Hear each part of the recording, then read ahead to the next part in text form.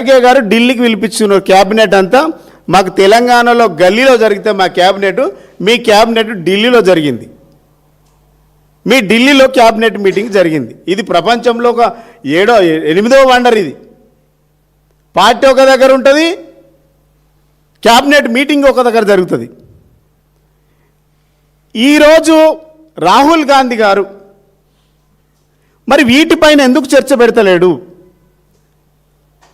ఆడబిడ్డలకు 18 సంవత్సరాలు నిండినటువంటి మా చెల్లెళ్ళందరికీ ఎలక్ట్రిక్ స్కూటీ ఇస్తానని చెప్పిండు. ఇచ్చిండా? ఒక స్కూటీ వచ్చిందా? ఒక్క స్కూటీ.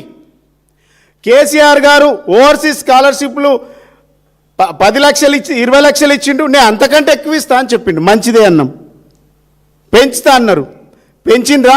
విదేశాలకు పోయినటువంటి SC ST BC minority BC బిడ్డలు ఇలా ఇటు స్కాలర్షిప్ మొత్తం ఇయ్యరు, వాళ్ళ చదువు మొత్తం కంప్లీట్ కాదు. ఇలా వాళ్ళ భవిష్యత్ అంతా కూడా అగమ్య గోచరంగా మారిపోయింది. దీనికి కాంగ్రెస్ పార్టీ కాదా? వేటి మీద ఉంది మీకు శ్రద్ధ? నిరుద్యోగులను మోసం చేసిరు. ఓవర్సీస్ స్కాలర్షిప్ కింద ఎస్సీ ఎస్టీ బీసీ విద్యార్థులందరినీ మోసం చేసిండ్రు. ఇలా మిమ్మల్ని నమ్మి విదేశాలకు వెళ్ళినటువంటి విద్యార్థుల పరిస్థితి ఏంటంటే అటు మొత్తం కట్టలేరు, మీరు మొత్తం ఇవ్వలేరు. ఇలా వాడు చావాలన్నా బతకాలన్నా చదవాలన్నా మానేయాలా అనేటువంటి దీనమైనటువంటి పరిస్థితులు ఇలా విద్యార్థులందరూ కూడా అడుగుతూ ఉన్నారు. ఏం ప్రభుత్వం ఇది? ఎవరి కోసం నడుస్తూ ఉంది ప్రభుత్వం? ఇలా మేము దాని మీద సమాధానం అడుగుతున్నాం రాహుల్ గాంధీ గారిని. ఇలా మీరు దొంగసాటుగా ఇట్లా వస్తారు, ఇట్లా పోతారు. ఎవరి ప్రయోజనాలు కాపాడడానికి వస్తూ ఉన్నారు ఈ తెలంగాణకు? గాంధీ ఫ్యామిలీకి 1000 కోట్లైనా సరే ఇస్తామన్నందుకు వస్తుండ్రా? తెలంగాణ అవినీతి సొమ్మును దోసుకపోవడానికి వస్తుండ్రా? ఎందుకు వస్తుంది రాహుల్ గాంధీ ఎందుకు వస్తుండ్రు? 6 గ్యారంటీలు, 13 డిక్లరేషన్లు, 420 హామీలు ఇచ్చింది కాంగ్రెస్ పార్టీ. ఒక్కదాని మీద అయినా ఒక్కరోజైనా చర్చ పెట్టిండ్రా రాహుల్ గాంధీ? ఏఐసిసి ఒక్కరోజైనా మాట్లాడిందా? తెలంగాణలో ఉన్నటువంటి సొమ్మునంతా అప్పనంగా దోసుకుపోతూ ఉన్నారు, ఢిల్లీలో కప్పం కడుతూ ఉన్నారు.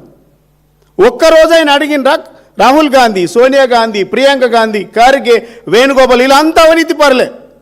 తెలంగాణ అవినీతి సొమ్ముతో కాంగ్రెస్ పార్టీ నడుస్తూ ఉన్నది.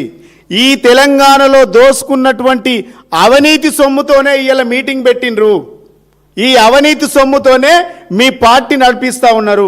ఢిల్లీని నడిపించేది ఈ తెలంగాణ దోసుకున్నటువంటి అవినీతి సొమ్ముతోనే. ఇలా గల్లీని నడిపిస్తుంది కూడా అవినీతి సొమ్ముతోనే. మీరు ప్రజలకు ఏం చేయాలి? పింఛన్లు పెంచుతున్నారు, పెంచలే. ఏది పెంచలే. తెలంగాణలో మాట్లాడితే ఎక్కడికక్కడ నిర్బంధాలు, అక్రమ కేసులు పెడతా ఉన్నారు. వీటి మీద ఎందుకు మాట్లాడారు మరి రాహుల్ గాంధీ? మేము రాహుల్ గాంధీకి సూటిగా ప్రశ్నిస్తూ ఉన్నాం. రాహుల్ గాంధీకి తెలంగాణ ప్రజల మీద ప్రేమనా, తెలంగాణ నుంచి వచ్చేటువంటి అక్రమ సంపాదన మీద, అవినీతి సొమ్ము మీద ప్రేమ ఉందా చెప్పాలి. దేని మీద మీ ప్రేమ? ఎందుకోసం వస్తున్నారు?